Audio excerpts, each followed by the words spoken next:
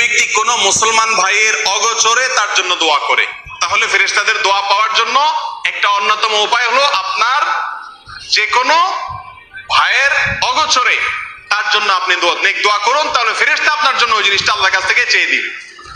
শুধু তাই নয়, কোন কোন বর্ণনা থেকে জানা যায়, বোঝা যায় যে কোন ভাইয়ের অগোচরে দোয়া করলে তার সঙ্গে আপনার মহব্বতের সম্পর্ক সৃষ্টি হয়। যদি কারোর সঙ্গে আন্তরিকতার ঘাটতি থাকে, তাহলে আপনি তার অগোচরে আল্লাহর কাছে তার জন্য দোয়া করেন, দেখবেন আল্লাহ সুবহানাহু ওয়া তাআলা আপনার প্রতি তার ভালোবাসা সৃষ্টি করে দিবেন। এই ব্যক্তি কোনো মুসলমান ভাইয়ের অগোচরে তার জন্য দোয়া করে, তাহলে ফেরেশতাদের দোয়া পাওয়ার জন্য একটা অন্যতম উপায় হলো আপনার যে কোনো ভাইয়ের অগোচরে তার জন্য আপনি দোয়া করুন, তাহলে ফেরেশতা আপনার জন্য ওই জিনিসটা আল্লাহর কাছ থেকে চেয়ে দিবে। শুধু তাই নয়, কোন কোন বর্ণনা থেকে জানা যায়, বোঝা যায় যে কোন ভাইয়ের অগোচরে দোয়া করলে তার সঙ্গে আপনার মহব্বতের সম্পর্ক সৃষ্টি হয়।